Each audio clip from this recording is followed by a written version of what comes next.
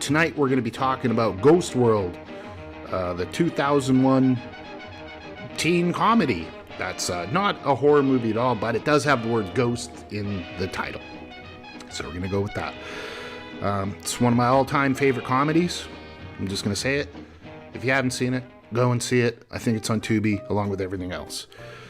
2001 director, the visionary director Terry Zweigoff, who also did Crumb, which I think is great, and did Bad Santa. You know? Now this movie is, of course, based on a comic book or manga of the same name by a guy named Daniel Close, right?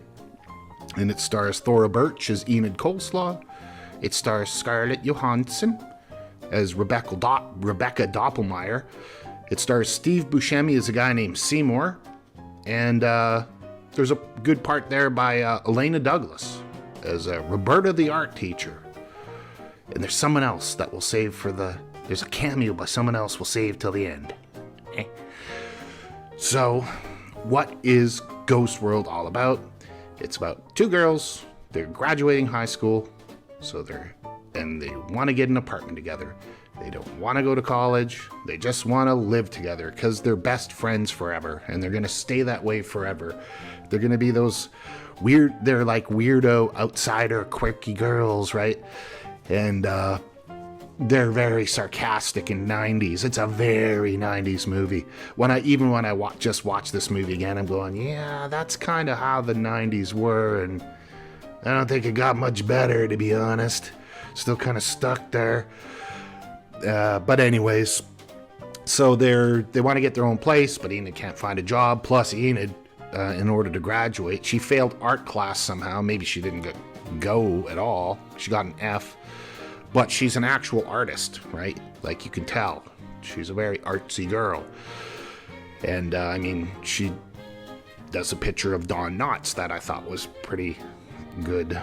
Now it opens with one of the funniest openings I think of in a movie.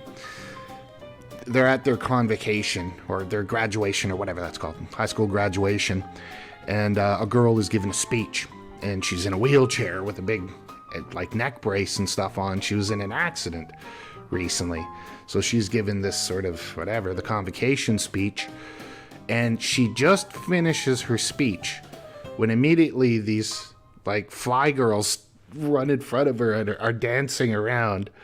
And I have learned that to overcome life's obstacles, you need faith, hope, and above all, a sense of humor.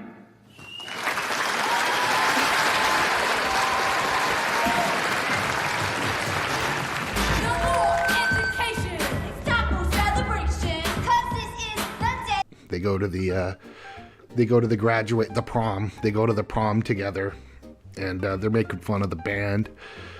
And I think it's Rebecca says, the band's so bad, it's good. And then Enid replies, wow, this is so bad, it's almost good. This is so bad, it's gone past good and back to bad again. So you get a sense of the type of girls these are, people. We all know these people, right? So they go to this diner called, I think it's called Haps or Wowsville. Now I'm getting the comic and the movie confused. One it's called Wowzers or Wowsville, and one's called Haps. That's Twin Peaks. I don't know. They go to this diner. I'll put the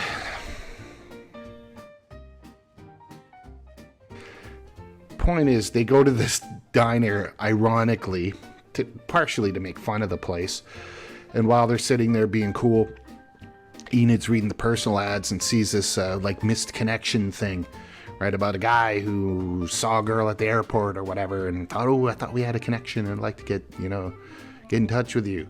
So they're like, wow, why don't we answer this ad and get the guy to show up at this place, and then we can sit back and laugh with him. So they do that, and the guy who shows up is Seymour. Steve Buscemi shows up, right? And they're kind of mocking him because it looks like he's drinking milk, but he's just really drinking vanilla milkshake, and he kind of sits around and waits and leaves, right? So I think at that point, Enid and Rebecca, you know, they feel kind of bad for what they did, but that doesn't stop them from following the guy home. And then we have one of my other favorite moments in the movie that always makes me laugh out loud as they say, This is girl mail. This is computer catalogs and stuff. The W.C. Fields fan club newsletter. Oh my God, the National Psoriasis Foundation? Bingo. It turns out that Seymour's having a garage sale there, and they, of course, go to it so they can talk to this, you know, odd creature that they're following around or stalking or whatever. And he's selling records, and Enid buys a record, right? And he recommends it for her, and she takes home, listens to it, and really likes it. And starts to think, you know what, this guy's kind of interesting, and just kind of keeps in touch with Seymour, right? But really, she's kind of developed feelings for him, and you can't really call it a love story. Seymour's well in his 30s, might be in his 40s, lives with a roommate, right? Collects old records, and he's just sort of that guy. And, but she says, I just can't stand to be in a world where a guy like this, you know, can't get a girlfriend. Which I think in the comic book, she says something similar to that, where she sees this ugly couple, and then she tells Rebecca, you know, there's nothing better than seeing two ugly people in love, right, that have found each other. So, I mean, it's kind of the same thing. She feels a kindred spirit in Seymour, right, for being a weirdo, which she obviously is, more so than Rebecca. They're trying to get their place together, and Rebecca's really into it, but Enid's hesitant. She can't get a job. She gets fired after one day of working at a movie theater, and she really doesn't seem like cool with leaving her house with her dad, right? Looks like she just kind of wants to live there forever, you know? And but Rebecca seems to be moving on, right? There's a scene where, you know, they're in an IKEA, and Rebecca seems really excited to buy all this plastic dinnerware and this and that. She's really into it. She kind of looks, getting that suburban mom look in her eye, right? And Enid's like, doesn't even want to be there. Oh, look, we have to get these.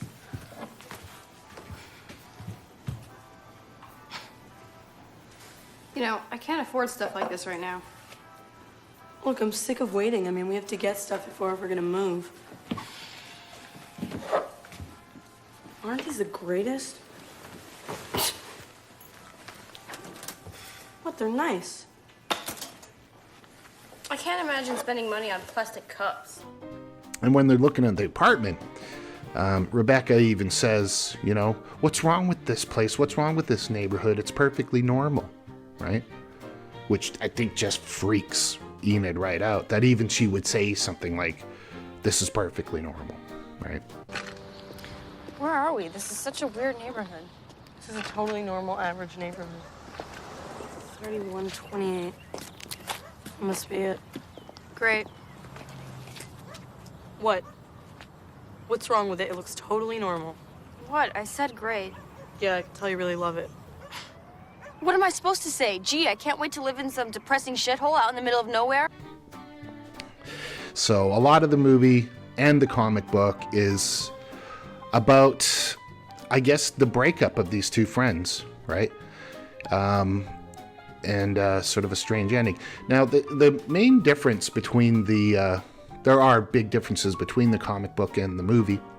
The biggest one being the comic doesn't have, Seymour's not a character in it, right?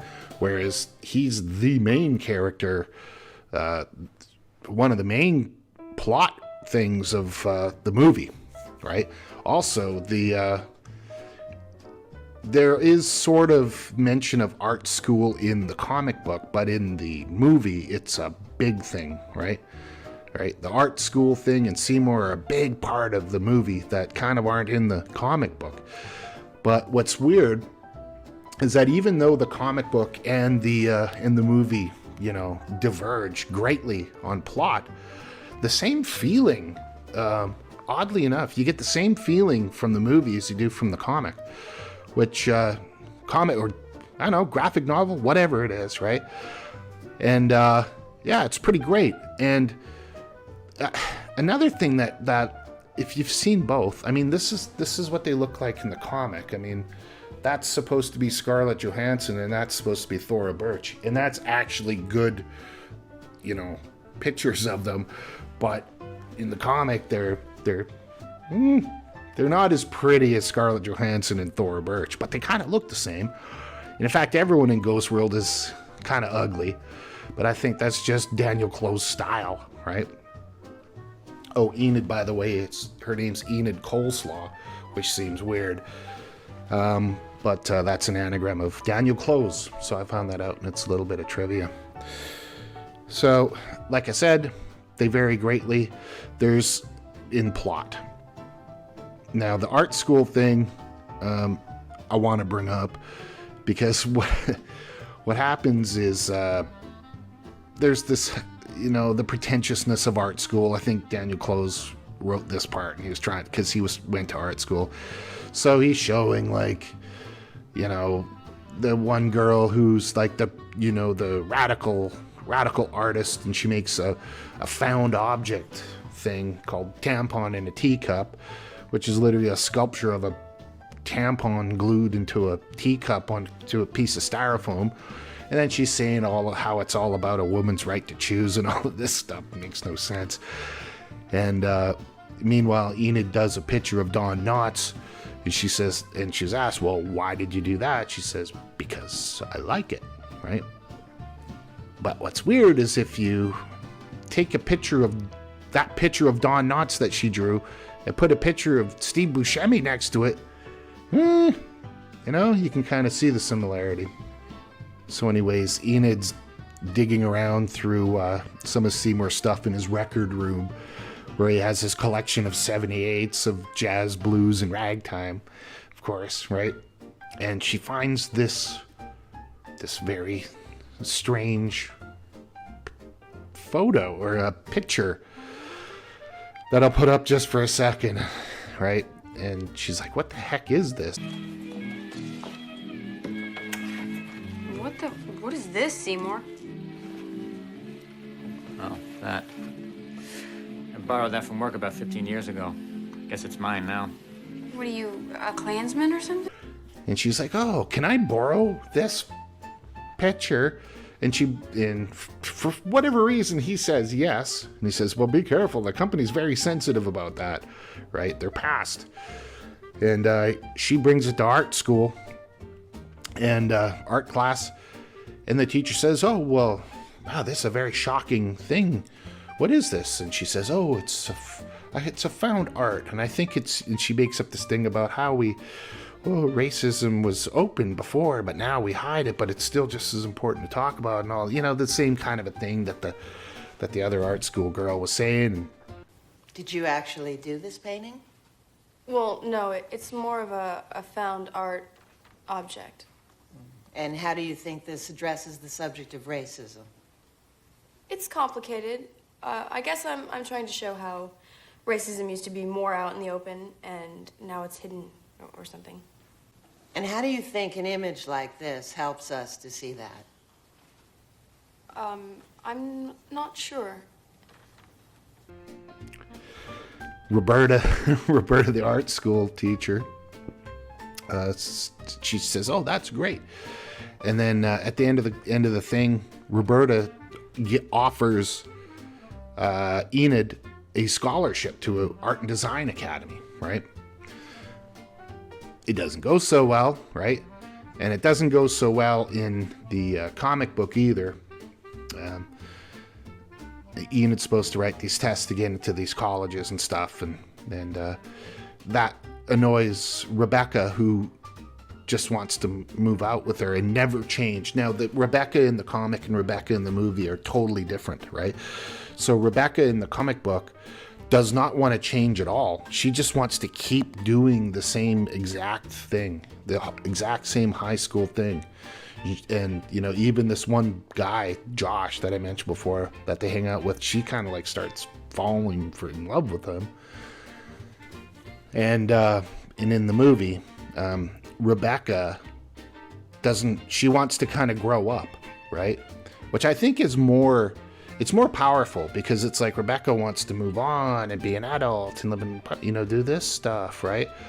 And it's Enid who's like, no, I want to keep wearing the silly clothes and being, unique and weird and an outsider and all this, right? I don't want to fit in and be normal. And it strains their relationship, right? And that's really what it is. I'll talk a little bit about the ending of both, because I think that's kind of important. They both end the same way, right? And I'm trusting you've seen both. You've seen the movie and read the comic book. Movie's free on Tubi. The comic books, I think it's on archive.org. You can find it. And it's a strange thing, because there's a bus stop, right? And it's supposed to be for a bus that doesn't run anymore, right? But they see this old guy get on it, so it sort of seems like, ooh, it's the death bus. Then at the end of the comic, at the end of the movie, Enid gets on the bus and leaves town, leading people to think, did she kill herself? Right? It's not what it is. I don't think that's what it is.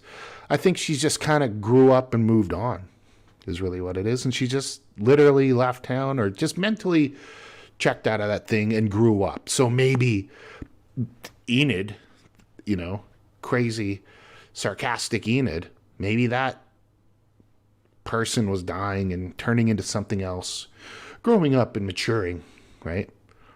That's kind of the way I see it. And if you don't see it that way, then the hell with you. And what was it? One other thing. Well, you'll laugh when you see the Satanist.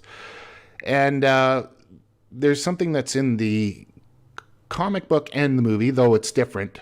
It's Enid goes into adult toys novelty. What is it? Marital aids or whatever? I don't even know what they're called anymore. One of those porn shops for weirdos.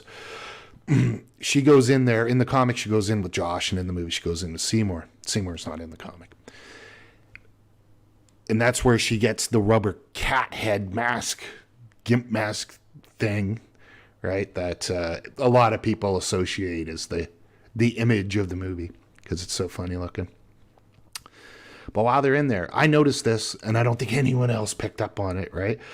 And maybe that's just my eye for things. But there's a customer in the porn shop, and I'll play the clip, and let's see if you can recognize who it is. And then I'll tell you. All right? Oh my God, look at all these creeps. Hey. It's Brown. It's Brown. It's the guy who played Brown in Check It Out with Steve Brule. He also played Brown too, right? So he played two roles, kind of like, Tilda Swinton in Suspiria. He's in the movie, and he didn't get any billing for it. I don't even know what's listed on IMDb, but I mean, I checked it out. It really is him. I have his name written down. It's called Danny Allen. Name of Danny Allen in the porn shop. Okay, I mean, like I said, it's a quick one. Go watch the movie. I explained very little, but it's funny and you should watch it.